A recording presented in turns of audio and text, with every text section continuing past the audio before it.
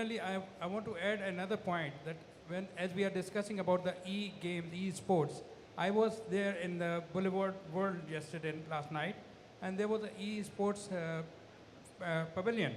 And I saw a lot of games, not only on mobile, but other than mobile, electronic games are there. So I believe that this is the future, and in the future, I've come from Pakistan, so in our country, in our region, cricket is very common. So we believe that in future, in cricket as well, there will be umpires, the referees will be electronic.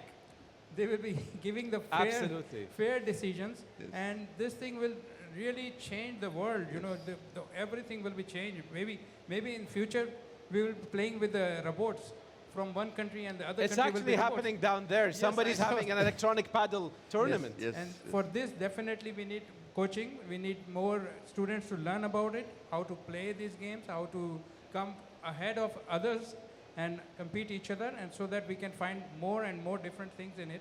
And I think it's a whole world, it's a new world, and everything is changing, and it's not limited to a mobile.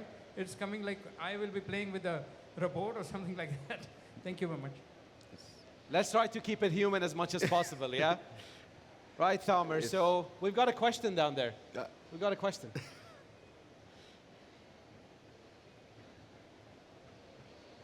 Hi there. Hi. Hi.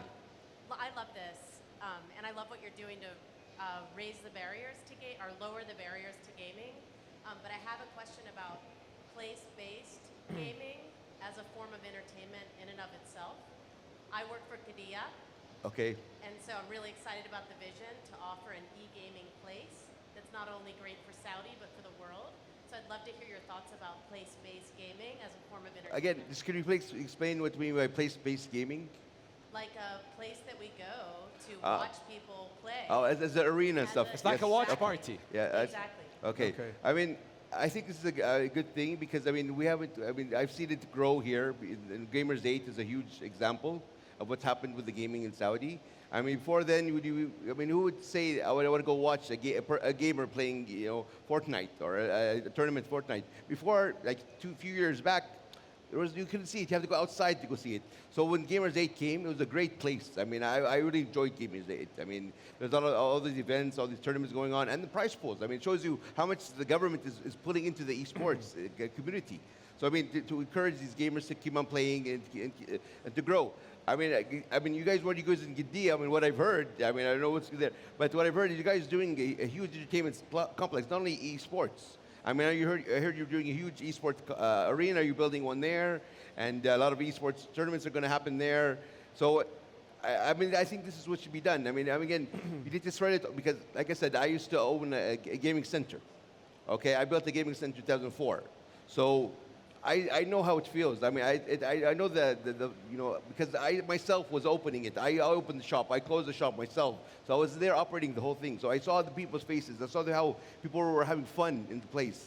So, yes, I think it's a great idea. I mean, what you guys are doing in Qiddiya is amazing. I mean, I will have a short answer to this. Is we need to use gaming to build communities, right? So when we have a watch party, we bring people together, we create a community. And once this community is created, you can sell them or engage with them in any brand, any service, any telco together, right? So yes, I agree. Watch parties are important because that's where the eyeballs are. And when you're not playing games, you're watching people play games. So I salute you for that and encourage you to do that. Yeah? So Thamer, I think our time's up. Yeah. So, but do you have any closing statements, or you guys have any questions for us? I mean, the closing there's a question there just before I close. Please.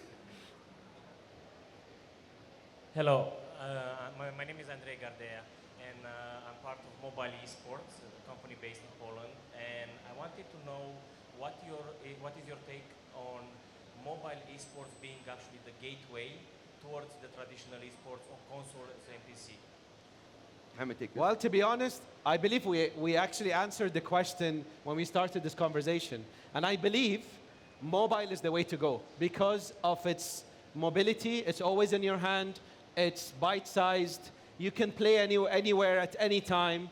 And it's because of the connectivity from the telcos, the speed and the technology that's available in some of these devices, and the latency and the response time, will actually make it the way to go. I agree with you 100%. Call of Duty Mobile actually came down and wanting to launch on mobile because of this. PUBG Mobile is the most played game now because it's on mobile.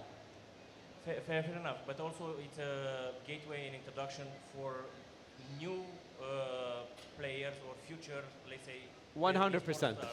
I totally agree with you 100%. Perfect, thank you. Okay. Right, guys? So Guys, I guess our times are up. Thank you very much for listening. very much. We hope that was engaging for you guys, and we'll hope to see you again next year. Thank you so much. thank you.